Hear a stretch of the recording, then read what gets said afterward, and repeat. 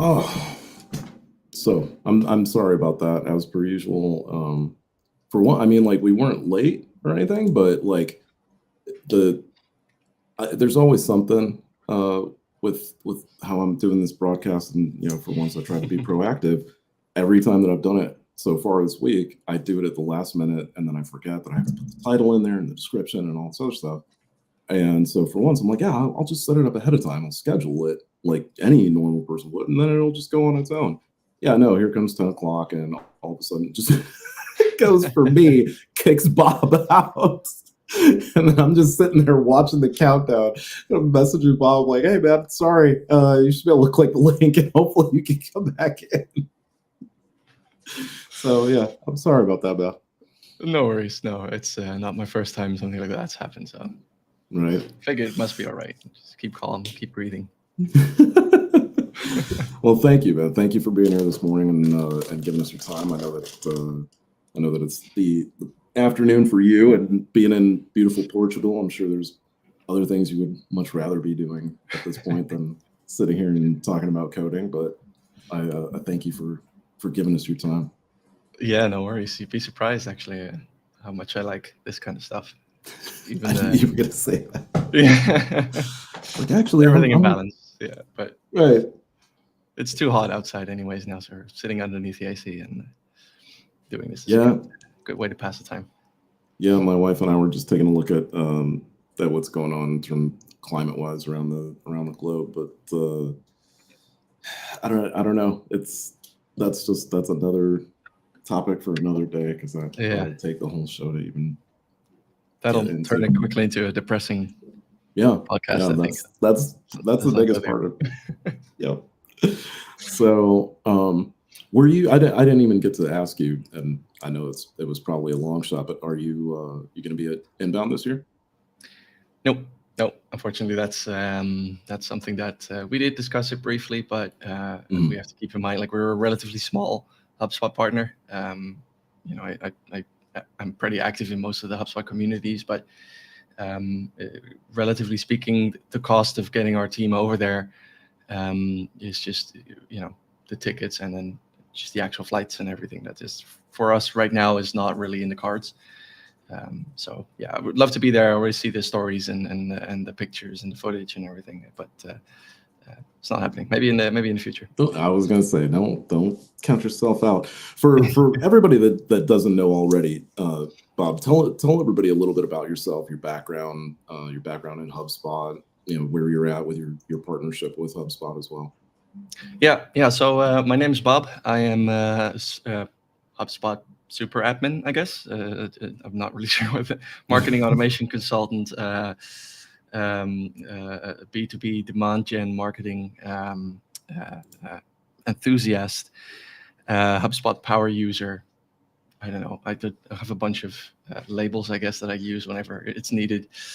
And I'm a big enthusiast about HubSpot, not just the marketing stuff, even though technically I'm a marketing automation consultant. That's mostly because of Gradient, the company that I work for, which is a Dutch B2B marketing agency. We are a HubSpot partner, but primarily we're a B2B marketing agency. So we always say we're that first, and then HubSpot comes second. Basically, it's a tool for us to do the job. But more and more, we also help companies implement HubSpot as a CRM or for the Service Hub. So we're gravitating. I wouldn't say we're gravitating away from marketing, but that's another part of stuff that we're doing, which I really love, of course, because that means I get to use more and more of HubSpot. So that's part of my history. I think that's a nice summary for now. And what drove you into this space? I used to start out like way back, for me anyway, it's 10 years ago, something like that, as just an online marketeer back then at a translation agency. I didn't know any. I just came from university. I didn't know anything about like marketing. I was handy with computers, and I know how to write a little bit. So I jumped into that role there and just explored a lot of things. And it was actually, I think it was Copy Blogger back then, which was might still be sort of a collab, I think, between HubSpot and this other company to to showcase how you wrote good inbound copy. Yeah. And through that, I discovered HubSpot and all the stuff about like doing like an automatic flow. You could build a form and then have like an email follow up, and then wait a couple of days and automatically send another email. This was like magic to me, and that I think that was appealing to this, I guess, process or system junkie inside of me that's Yeah. actually always been there, because Mhm. this is something that's been fascinating on my journey the last like 10 years or so, is that it's been a journey of self-discovery as much as career development. You know, I've discovered that what gets me bouncing like a Duracell bunny is the prospect of analyzing a process and going, oh, if we want it to be like this, then we need to, I can sort of like rapidly extrapolate a potential paths, right? That's, I Yeah. don't know, that's how I always try to explain it. It's maybe a bit vague, but No, I fully understand it. yeah. So then you can understand, I mean, with all the tools that HubSpot gives you, and obviously the business challenges that come with what most companies ask for, that for me is like the ideal playground to go and say like, okay, if this is the challenge, we can use these and these tools within HubSpot. And it's not just HubSpot, right? It's the stuff outside of it, like I was mentioning in our talk before this, make.com, Integromat, using that to link HubSpot to whatever other type of, if it's like a database or software or whatever, just give me a week and I'm going to go dive into it, figure out what it does, and then how to connect it to HubSpot, and we'll make something out of it. So Nice. yeah, I always compare myself a little bit to MacGyver, the TV show. I'm sure you know it. Yeah, I remember. Yep. Yeah. So for a while I used like the title Marketing MacGyver. It's still on my LinkedIn, I think. Nice. That's me. You know, I go like, give me a paperclip and a piece of gum, and I come out with. I was just gonna say, it's always about the paperclip. Get that, and you got everything else. Yeah. Exactly. Yeah. So that's what I like to do. It's just building stuff like that, and that's over the years I've gravitated more and more towards that, and I started to understand like, hey, that's who I am. That's what I'm good at. What drives me, and now I'm seeking out more and more, let's say, opportunities in my career to sort of enable that side of me to be even better. Right. Yeah, exactly. So that being said, that's the even better part, right? That immediately always makes me think of GPT, because that's the era that we're in. And so I don't know how I shouldn't even say necessarily in tune, because it is so much all the time in every single direction in every single profession, all just all at once. Where is your sort of tuning fork when it comes to AI news? Like where do you fall? Is it specifically more towards marketing, or are you paying attention to like other realms? How it's applying to, like, let's say agriculture or just social measuring and that? It's I remember that in the early days, I'm struggling to think what the first sort of encounter with ChatGPT was. If I think back on December now, it was just there all of a sudden, and then I can't even really remember what for me the first revelation was. But the first couple of months, I mostly suffered from sort of overwhelm, because it was everywhere, and I quickly understood like, hey, you can do so much with this, but it's like you get the choice stress. You know, you're going, where do we even start?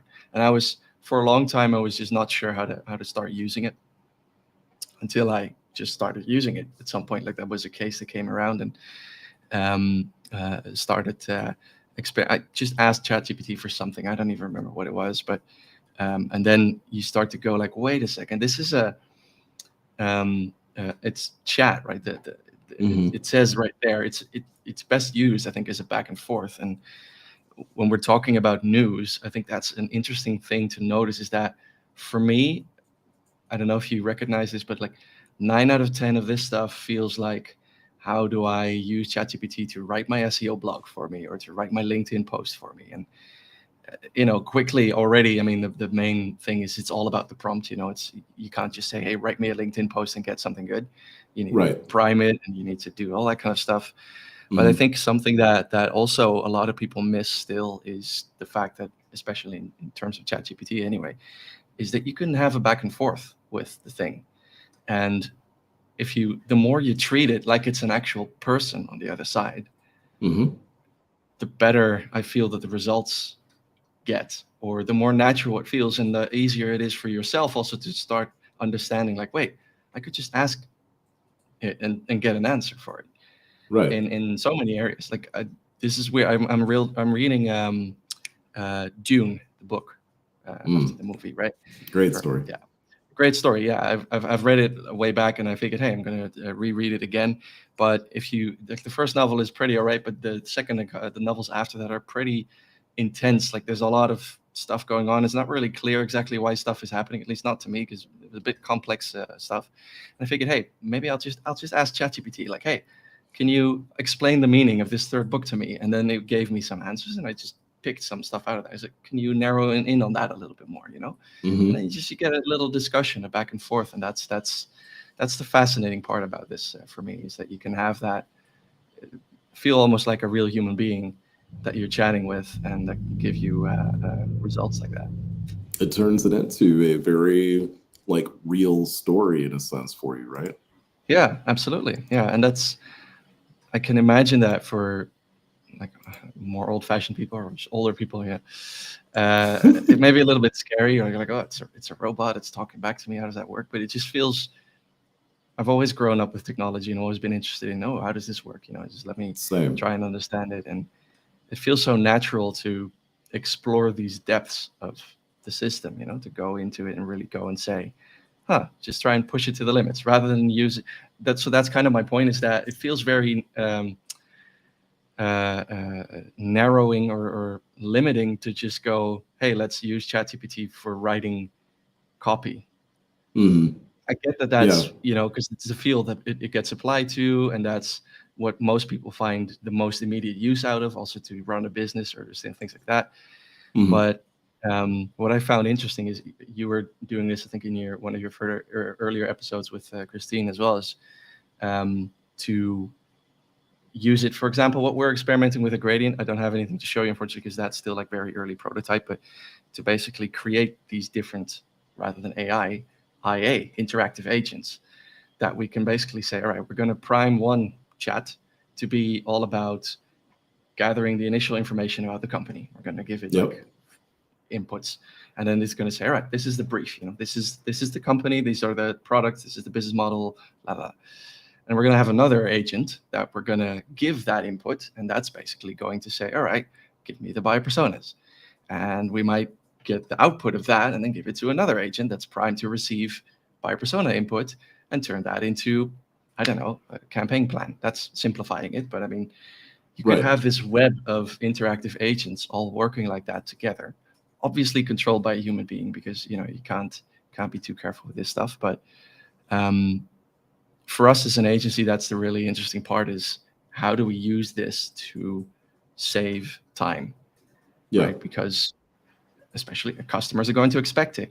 What you used to charge, I don't know, 20 hours for or something, they are going to expect it. You use technology like AI to speed it up. So yeah. I was about to ask, so how have you guys gotten into that? Have you broached that process and what that looks like in terms of like how you're going to start restructuring pricing and things like that? Yeah, if you can't talk about it, of course, yeah. No, it's definitely a hot topic of discussion. Fortunately, the owners or the team, I mean, it's not just the owners, everybody has noticed that AI is here and it's here to stay. It's not some fad that's going to be reduced in a couple of years. It's accelerating, and we need to get on board. So we need to figure this stuff out, and it's challenging, I think, because you see companies pop up left and right. They're doing such amazing, smart things with AI that they came up with really fast, and really like daring stuff that for us is also a little bit, because you have an established agency, right? You need to go and say, you can't just overnight change your business model. You're going to have to sort of like an oil tanker, ease into it. Yeah. But we're definitely experimenting with where can we use AI to speed things up. And it's not like, I mean, we've started some trainings like a lot of other agencies have, like how can you use AI for marketing, for example, just to inspire our customers and things like that. But this is actually a project that I'm on right now, is to, as an agency, we used to come from a performance marketing background, so setting up SCA campaigns, things like that. So when you want to create landing pages for certain keywords, and let's say that you want to create landing pages for 50 keywords, and they're all very different, that's going to take forever creating all those individual landing pages, right? So using ChatGPT or OpenAI, actually, because we don't want to feed the open area of it, but just the API part of it. Using OpenAI, Make.com, and HubSpot together, we're now prototyping just a simple Airtable database that has the keywords, and then the keywords go into a bunch of OpenAI prompts to write copy for specific sections on a landing page template, right? You got your intro, your title, your USP 1, USP 2, USP 3, something like that, and then from there on, once we have all that copy, Make.com then assigns that to areas on a HubSpot landing page template. So once you've got the table of all the keywords in a row, you just click run on the Make.com scenario, and it spits out 50 landing pages in one go, and they're in HubSpot, in draft, ready to be published. That's and nuts. It takes like a minute, not that long anyway. And that was like a really cool case to work on, because it doesn't stop there, right? The next step, you could easily go and say, okay, once these are published, create the ad campaigns for it using something like Integromat, or Make.com. Awesome. And that just it takes, if you set that up right, that could take like 5 minutes tops to do what a performance marketing specialist, a HubSpot specialist, maybe a developer for a template or whatnot, copywriter, they would do that in, I don't know, 20 hours or something. Yeah, right. And that's, I think, like, I mean, so many more people are wanting to, right? They're wanting to start businesses now because they can, because it's a little bit easier to do. And now I don't know how it's going to shift. Obviously, you get what you pay for. So better agencies are still going to be able to like hold, their top tier pricing and everything. But I do think it is going to become a case where you're going to have these, I don't know what you're going to call them, like, sort of like shotgun startup teams or something like that, where, it's someone like you, and with what you know and how you know how to wield it, right, with the tools that you've got, and somebody gives you that project of like, okay, here's our client, here's their startup business, this is what they need, this is what they need set up for them, they need this, let's say, type of I don't know, they need this type of campaign set up, and like here's their business model, they don't know what their personas are, any of that, and here you can go and get that all set up for them, right? And I'm not saying like the click of a button or anything like that, but in a lot less time than you would have otherwise needed to take, and with a lot less people, right? Absolutely. And I think the critical thing there is, like, it's not going to steal people's jobs, not right away anyway, unless you're gonna bury your head in the sand now and not look into this stuff. But it's definitely going to, like we said earlier, right? The power of the prompt is, it's all about that prompt, and you need to know what to ask it to do, right? And that requires that you are knowledgeable in the field that you're applying it to.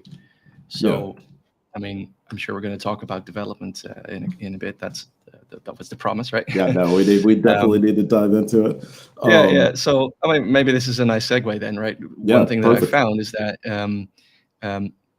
it's not just, hey, ChatGPT, write me some code for this particular thing. You need to think like a developer a little bit, not in terms of, oh, I need to think about the exact syntax of the code that I'm writing, but you do need to sort of analyze the process, like what things do I need to happen in which order, what do I need to, and you still need to be able to brief it to do certain things and understand the results. But if you don't know how to write code, good news, because today you don't have to, it just became a lot easier. Right. It's still handy to know some code, or to know how to read it and analyze it and understand why something might not be going right away, because you probably won't. But it's, for me anyway, I mean, I'll tell you the story, right? This is a nice segue then in how to get to the code part. I'm like I said, I love the process stuff and all this stuff, and we've had a lot of cases in the past, either with Gradient or earlier endeavors in my career, where company or there's a business case where it's basically, all right, can we connect this process, or can we build a process for this and for that? And I know that that it's possible to do that. I just know that at some point in that process, you're going to need a developer to write some code, either like an integration or some API calls or some web page that needs to get created, CSS that needs to be written, whatever. It can be anything. And that used to be always sort of a roadblocker, either because we didn't have a developer handy, or because we did have one, but there wasn't budget to hire them. Usually it was an external party, or whatever other reasons that we had that was a showstopper.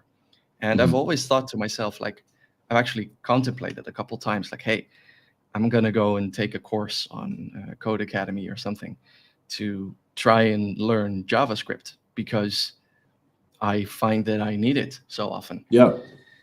And that's why ChatGPT has been such a huge thing for me. It's been the main thing that I've been experimenting with anyway with ChatGPT, is that it knows how to write code. It knows all these syntaxes and all these different languages. And now I'm not a developer, right? I'm still Right. If you would ask me to create an app or whatever, I would not be able to do so right now. But the type of code that you typically need for HubSpot actions, custom code actions, or like you want to modify a form script, or even build a CRM card, it's a little bit more complex. I think for like a diehard developer who works at like an IT agency and builds fantastic apps, are tiny little things. They go like, oh yeah, it's like a hobby thing. I'll just clickety click and it's done. Whereas for me, that's it. Just to be able to do that kind of stuff enables so much more for me as a non-developer. And that's always been sort of fascinating about this, is that now I've got a way to basically say to ChatGPT, write me some stuff, and just from what I know of development, right? I've picked up stuff along the way. I can kind of read it, and if I don't understand it even, I just ask ChatGPT, right? This goes back to the chatting thing, is it writes me some code, and I try and read it and I go like, all right, this bit, what does this bit do that you just wrote for me? And it's go, oh, it does this and that. And if I still don't understand it, I go, can you say that in layman's terms? Yeah. Explain it further, or make it dumb it down for me. I don't know anything about development. Right. And just by chatting like that, I get these. I don't know if we can screen share, but is that something I can do here? Do you have that's the only part of this that you haven't explored yet, or? No, that I probably should have before we started doing this, right? All right. Okay. Well, I can explain it anyway. What I've done is I've built a chat in ChatGPT, just a prompt that I started, and I called it Bob's Node.js Sensei. Just a label name, whatever. And I just basically started with, okay, let's can you just give me some instructions, or I basically tried to turn it into a free version of Code Academy, right? I said, give me exercises to do and write JavaScript. And it worked for a little bit, but I quickly realized, wait, this is not the right way to go about it. I should probably, instead of that, go and say, here's a bit of JavaScript. Help me explain what's going on here. And then I had a nice bit of JavaScript with like terms like require or axiom, or just some bits of code that I went like, all right, I see this happening. I kind of get what's going on here, but can you explain to me exactly what this line of code does? And I've built that up as a sort of a repository of learnings about the basics of the HubSpot custom code action Node.js language. And every time I found something new, I just went back to that chat and basically said, hey, I found this line of code. Can you explain to me? And every once in a while, I would just say, can you summarize the last bits that we've done, add it to like a repository? And I just keep it like a running repository of concepts of code that sort of help me understand, so that I can now, I'm still not a full-on developer, but I can. Right, but you understand a lot more now. Yeah, compared to 6 months, I can sort of troubleshoot and code my way out of the issues that we have. and that's Nice. just been super empowering. Yeah. That's what I've tried to explain to most people, that like the more, I don't know anybody who has started using any form of generative AI that has gotten worse at anything, right? Yeah. Like everyone I know that's used it and has worked with it has just gotten better at whatever it is that they have been doing before. So just proof positive once again that, yeah, once you start working with this stuff, it becomes addictive, because B, you can do so much more. Like you realize it, and what Bob's talking about is like spot on. I wasn't even, likewise, I wasn't even doing the same thing this past week. I was trying to work something out, and I'm like, you know what? I ought to know how to work with HubSpot API. I really need to get into this. I need to learn how to do this.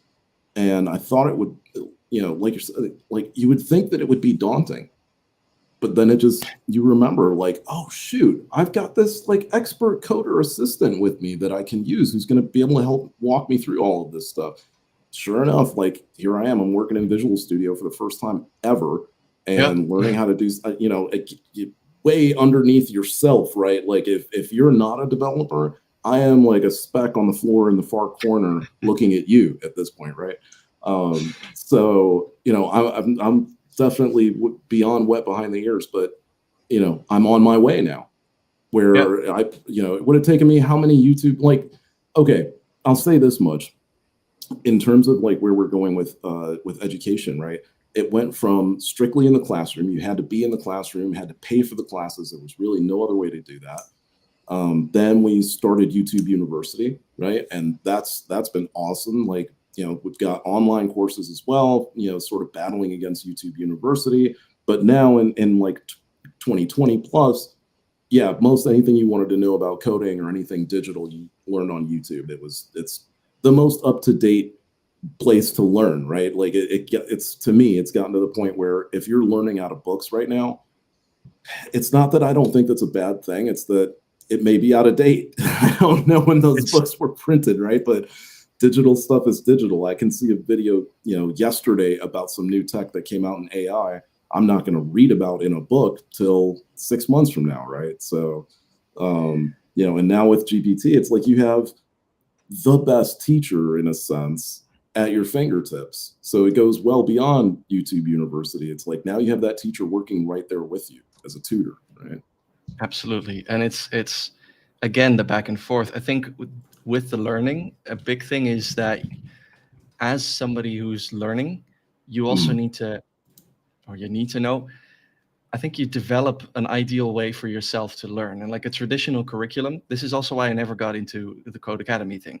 I wanted to learn JavaScript so that I could mm, write API calls and things like that. And then you go to the Code Academy and they start you off with like, hello world, or here's a recipe for cookies. How to JavaScript something around that.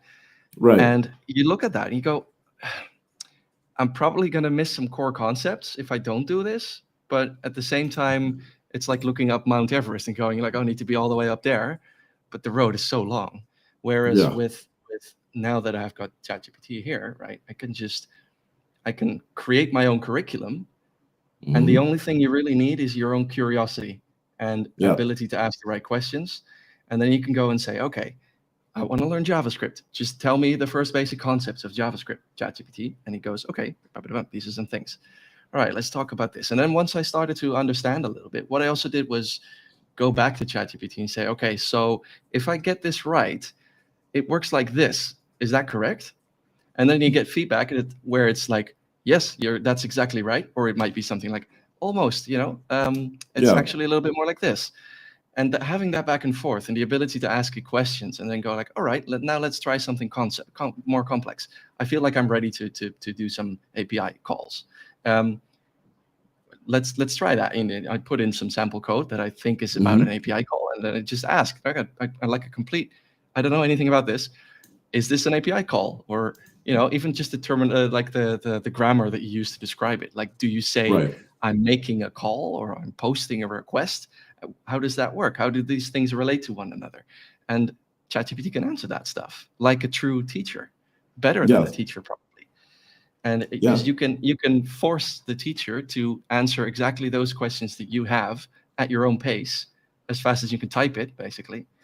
And it's always there for you. You don't have to go to like some school or pay for it or other than. And it's there to explain it in any way that you need to in terms of understanding it, right? Yeah, exactly. And you can constantly feed it like, have I done it right here? This is how I've applied it. There's just an even interesting in thing I picked up this past week was the or not statement. So when you ask it things and you say like, have I done this right, to include or not at the end of it.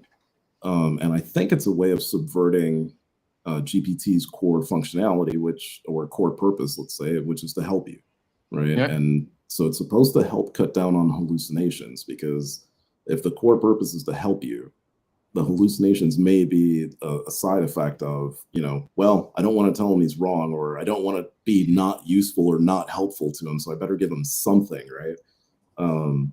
And I have actually seen like a couple turnarounds where it thinks for a while and then comes back and is like, actually, there isn't a way of doing this, blah, blah, blah. Whereas before, I have experienced cases where I'll ask it about something prior to trying to do coding. I'll ask it about, trying to do something complex with a workflow. And it'll say, oh, yeah, of course you can. You just go into workflow, then you just open your options and you just go down to the option that says this, right? And it's like, but that doesn't exist. There. So you're just making shit up now. Yeah. I've had this so much with it. You need to be aware of this as well. I think that it's not a magic bullet. It just cuts down a lot on time, and it can help you do it yourself rather than hiring a developer. I think that's sort of the promise here. But you still, like, it will, I've had this a couple times that it suggests stuff.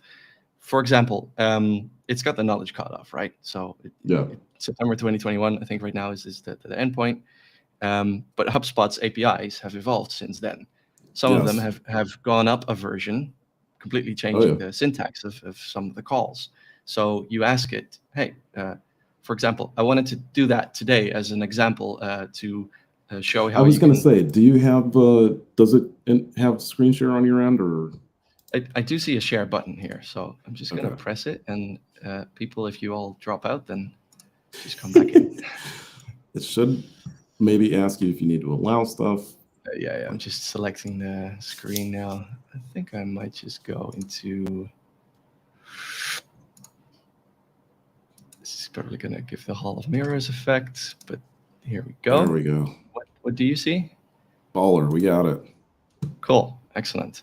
Right, so this is. I was just writing a prompt here before this because I was really trying to prep this way, but then I remembered like there's so much back and forth that it's really hard to show you an exact example of this. A couple of things I want to show. First, this is the what I called before, right? The Node.js Sensei. It's the name of the tab here.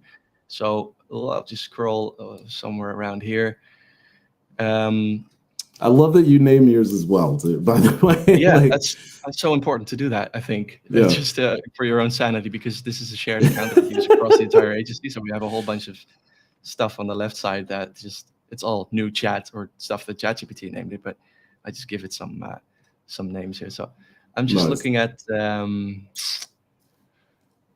so here, just an example, right? I'm just in a chat and I'll say something like, in a particular example of a HubSpot custom code action, the code starts with the following line. There's this.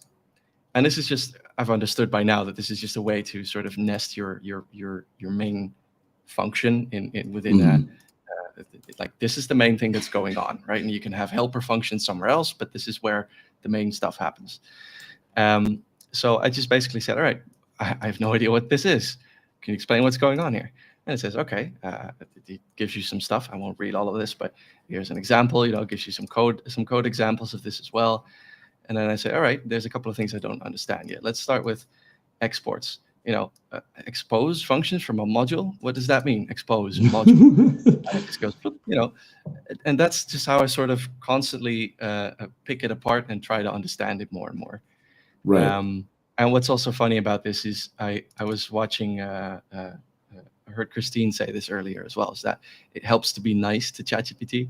Yes. I do this automatically. This just comes naturally to treat it like a human being and say things like thanks or oh, awesome, it's working, or Right. things like that, or just simple things like this. Okay, so back to the example below, could I just sort of the natural language that I feed it with, I feel like that's sort of helping this kind of stuff, It does. I feel that like that is the case in terms of when you're working with it. I don't know. Like, of course, now you have custom instructions too, which kind of starts, blurring the lines a little bit between how you have to talk to it within the conversation versus like how it's going to respond to you already. Because I feel like that's actually taken one step away, right? Because now you're sort of able to pre-program GPT to be nice to you regardless, in a sense, right? So it almost gives you the ability to not have to be nice to it. But anyhow, yeah, I don't want to distract. No, yeah, but I fully agree that. Yeah, it just helps a lot. I feel it makes it just comes naturally, I think, for me to just have that conversational tone with it. Because you're working with someone, right? Yeah. I mean, even though it's a something, it's like I just look at it as a someone. I don't really a whole host of someone. I don't distinguish. Yeah. No. There's a book by Brandon Sanderson. It's just a fantasy-like book. It's about a guy, the many lives of Stephen something. I forgot his last name. It's super schizophrenic, I guess, just to summarize it. And I'm not sure if that's the correct clinical term, probably not. But it's a guy who has extreme multiple personality disorder, basically. And he's in his head, he's got like at least 16 other characters that he actually manifests them in front of himself, and they have to sit somewhere in the room, and they have to all pass through a door before you can close the door, Oh, wow. But each of those he has sort of created in his head as a sort of an agent to help with a particular type of problem, right? There's a guy who's really good at solving murders. There's a guy who's really good at programming. There's a guy who's really good at all kinds of stuff. And it reminds me a little bit of that. It's like I'm talking to somebody within the context of this chat. The guy I'm talking to is a developer. He's good at every language and he can pump code really fast. I might go into another one, and that is going to be my go-to guy for, I don't know, history, or somebody who can explain literature to me, So that's how I treat them all as sort of individual people inside of this whole area of ChatGPT, I think, and that's really cool. Yeah, you could give them names, I guess, as well. I have. I've started to name mine only because that's what helps me remember what each one of them does. Yeah, I think that's really cool. I'm just trying to sort of get some sort of a sense of. I think this one. Do you still see my screen, or? Yeah. Yeah, excellent. All right. So yeah, this one's an example of a whole bunch of code that. This is just sort of to showcase how I go back and forth to help it write me code specifically for HubSpot custom action. I'll just give you a little bit of context about this one. This was for a company where we had a big service hub set up, and for their support agents, they wanted to introduce other SLA metrics than the ones that HubSpot gives you. By default, there's first reply time and time to close. And what they wanted was, and I know HubSpot is working on this, but at the time of writing, they weren't, next reply time. So that means the time between, it's an SLA for the time between the last reply from the customer since the last reply of your agent, right? So every next reply that comes in needs to be handled within a certain amount of time as well. But that metric wasn't there, but it was very important for this company that it did exist. So we figured, hey, we can write that with some custom code. We had the operations up there, so we figured, hey, we could probably build something. So what this bit of code had to do was basically say, okay, we're going to get as an input the time that the ticket was last responded to by the customer. And based on the SLA of the attached company, we're going to add an X amount of hours, 6 hours, 4 hours, or 2 hours if it was like a low, medium, or high priority ticket based on the SLA. And then there's there were 2 support teams, so a US one and an EU one. They worked in different time zones, obviously, so their start and end times would differ, because obviously you only want the SLA to count down during working hours, but then you need to know, all right, which one of the working hours do we need to apply? It's also something that HubSpot doesn't support, right? It's only one set of working hours. Then they wanted to exclude weekends, obviously, but also public holidays. So what we wanted to do is basically build a table of HubSpot, a HubDB table of public holidays, and check against that to basically see, all right, the resulting time that we're in, is that on a holiday? If so, we need to add hours. So the principle of it was, all right, we're going to add an X amount of hours to that last reply date. And if it's basically add 1 hour, check if it is a public holiday. If it is, add 24 hours. If it's not, go to the next step. If it's weekend, add 24 hours, go back to the first one, check if it's a holiday. If not, go to the next step, right? So it would sort of repeat that cycle of checking first if it's a holiday, then if it's a weekend, and then if it's outside of working hours. And it would do that for every hour that it needed to add until it was out of hours, basically. So then you end up on the last day. And that basically ensured that it wouldn't, it would calculate a next reply time due date that you could sort the tickets by. That was never outside of working hours for both support teams. That was never on a weekend and never on a public holiday. So that's just a long sort of context. And the way and the way that we built that in the end, or we first had it developed by a developer, which worked well because we hadn't sort of figured this out yet. But then later I went back in and sort of recreated it myself with some tweaks in there, using ChatGPT by basically giving it that instruction that I just said as a bit of text, right? In preparation for this, I actually wrote it out here. You give it the scenario that you're working with, right? This is the briefing. This was the initial prompt that I gave it. I don't know if you can read. It may be a bit small. I don't know if you can zoom here. Yeah. So it literally says, right, all right, let's write a bit of code here. The purpose of this code is this, just all of the context that it needs to sort of understand what needs to happen. And this is what you need to know, right? As the person who's briefing the AI, you need to understand, okay, this is how this solution needs to work. And it's all right if you don't know that right away, but that's going to, the fuzzier your briefing, the more troubleshooting you're going to have to do. And that's the same as if you were telling a designer, hey, I want a new logo. If that's all you're going to brief him with, then you're going to get something that's way different from your expectations. Whereas if you have a lot of input to give him, then, it's going to be more accurate to what you want. And the same applies here. So you got to understand how to brief it, basically. And the clearer you understand the process that you're trying to get to, the better this will go.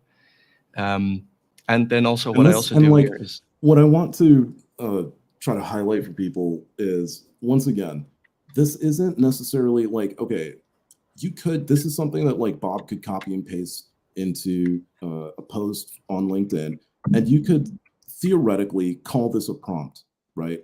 But that's what I try to get through to people is like, all Bob did was he just told GPT the story of the problem that he's got and how he wants to find the solution, right?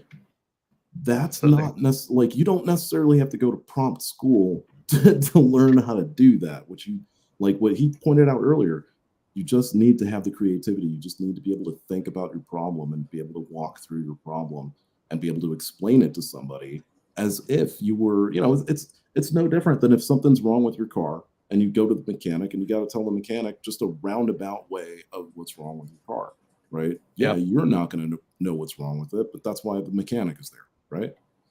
Yeah, I think that's like the main skill to come out of this is communication almost, it's like how well are you able to articulate your problem.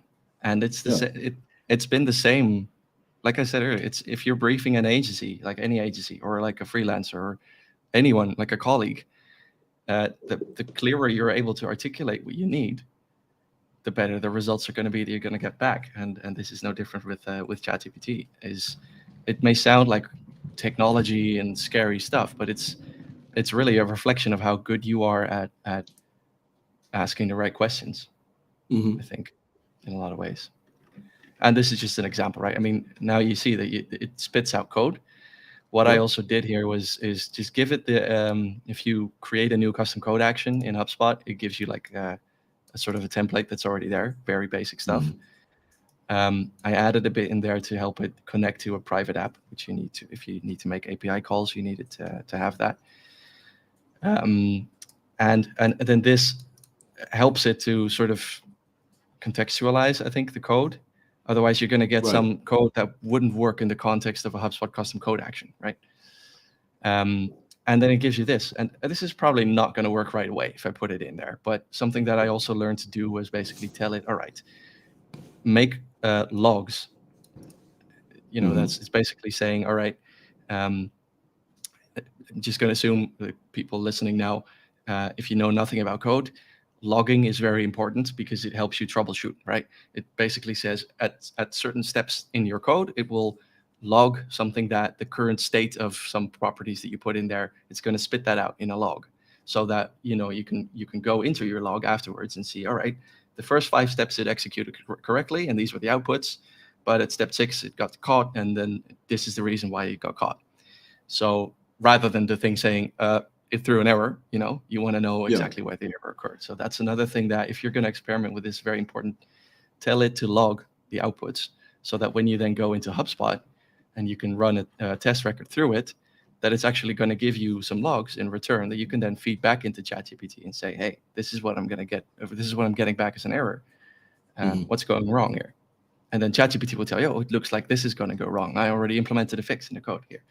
And then you try that again, and then it's just like a constant back and forth.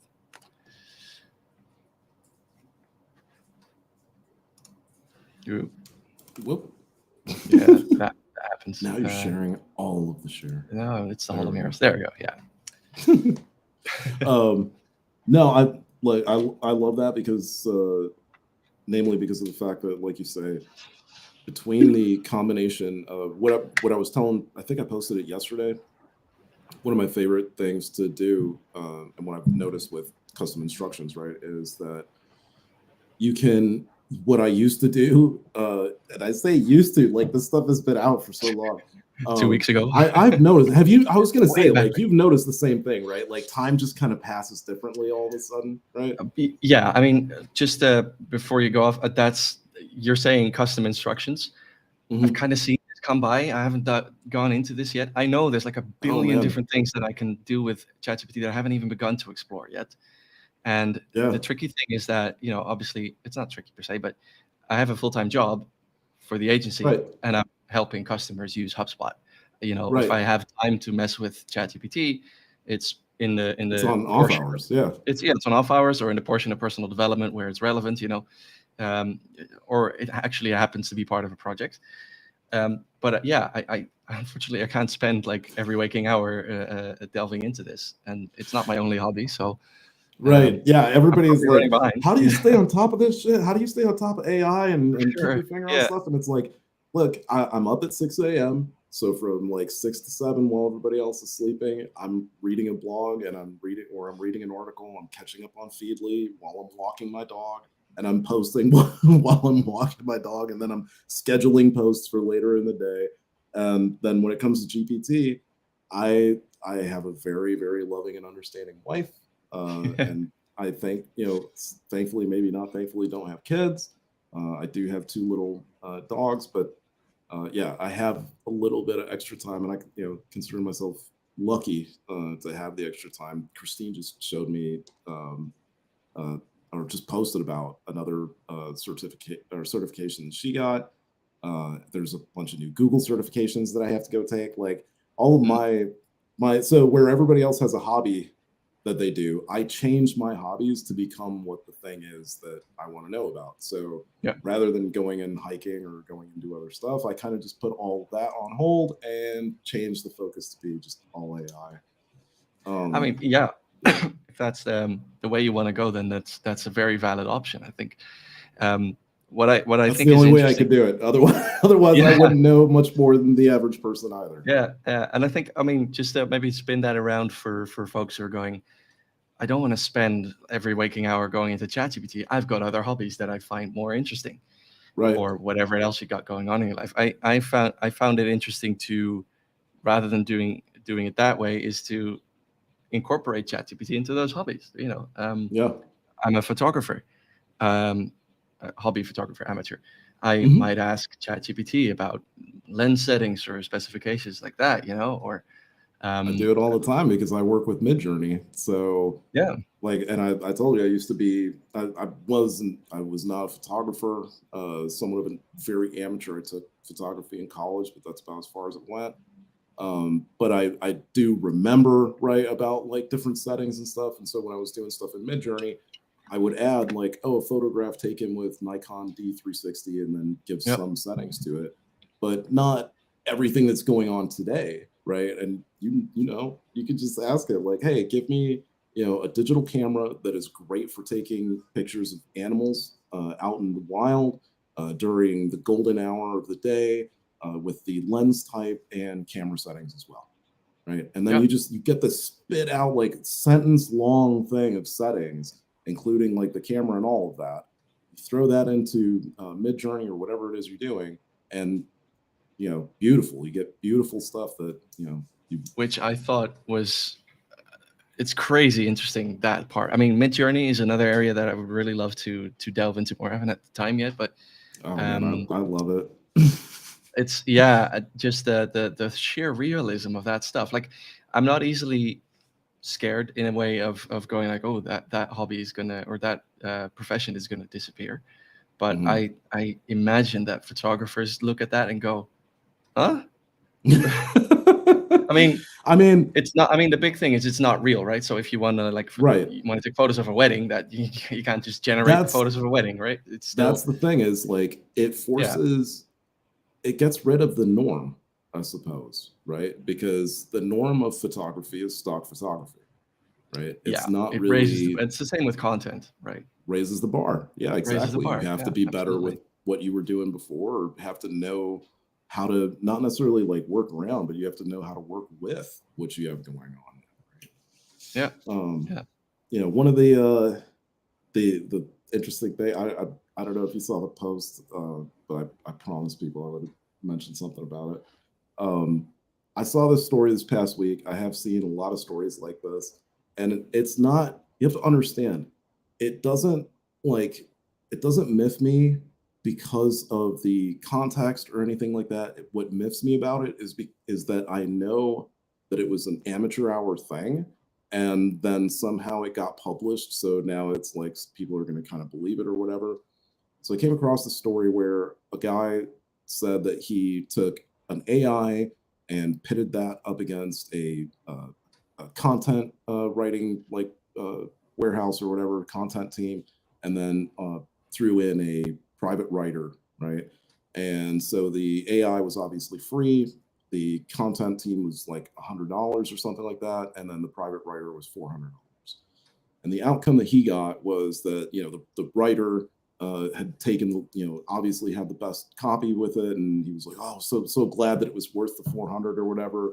And then the generative AI came in second, and then the copy team came in third, which I found was pretty interesting because it's like, well, so you're saying that the one is better than the many, but the many is better than the few, right? Like, which is just weird. Yeah. So there were no further questions asked, which is where it stops for me, and I just kind of throw that out the window because it's like, You well, can't did draw you prime conclusions the from AI? that. Yeah, Right. And it's exactly. like, which one did you use? And how did you like? I get it that they were all asked the same to accomplish the same goal. That's great. That part of it was absolutely perfect. Everything else just kind of like, at least from the generative AI aspect, just kind of went off the rails, right? So to me, I kind of want to do the same thing, only I want to make it fair from both angles. I want to make it fair from like the human angle and from the AI angle. And so I'm just openly inviting. I would love to. I know that it's very difficult. I realize how difficult it is to do because you're essentially like putting the integrity of your profession on the line per se.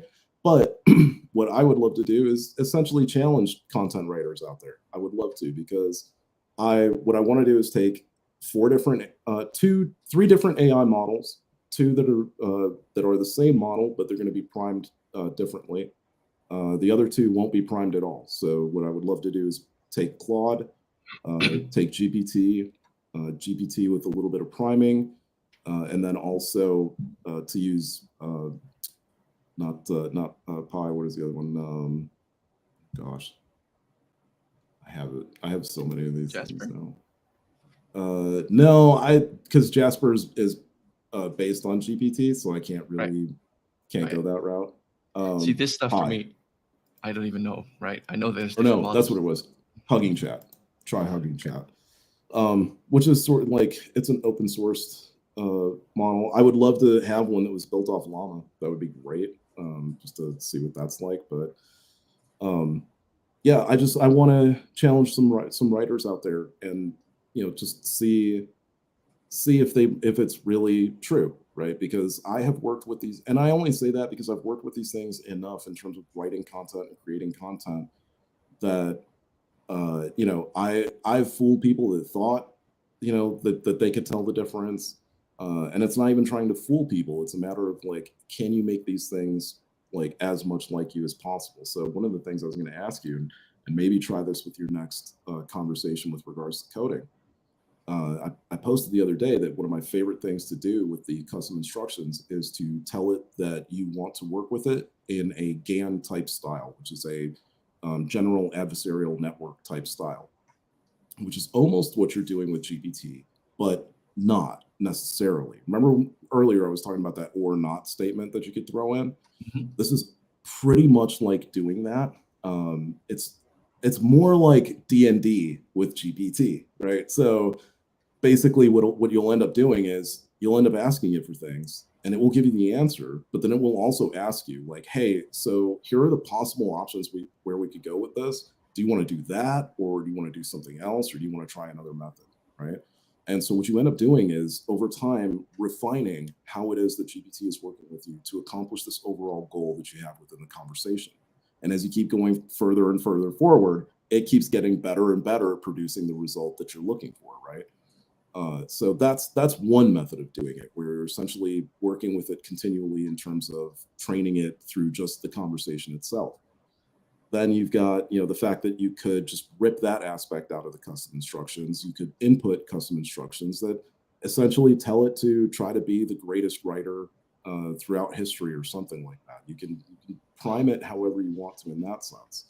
You have the ability to take the conversation and input straight from the beginning that like, hey, I would like you to take on the persona of, whatever it is, right? There are so many different ways of working with these things. And just like Bob was talking about earlier, garbage in, garbage out. Like it works every single way. It's not just whether you do it with content, it's whether you do it with programming. You're working with an assistant. You have to shake this thing of, I'm working with a machine.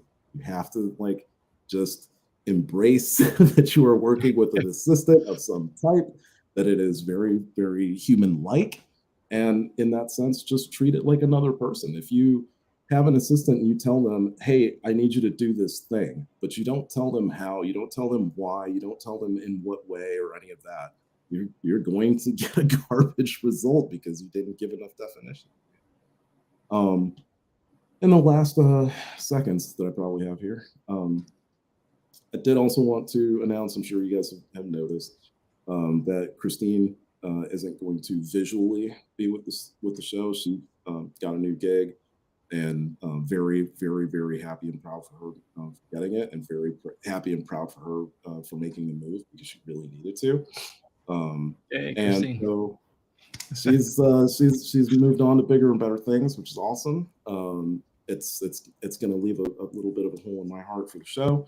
But she's also helping me out on the back end with cutting clips and putting things together and doing some promo stuff. So she's still with us in spirit, everybody. Still with us in spirit. That's what I'm trying to say.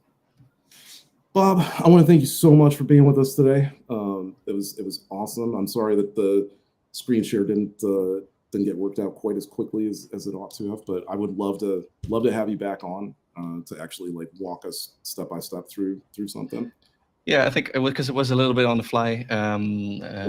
I'll definitely try and have something next time that's more concrete or that we can showcase a little bit more clearly.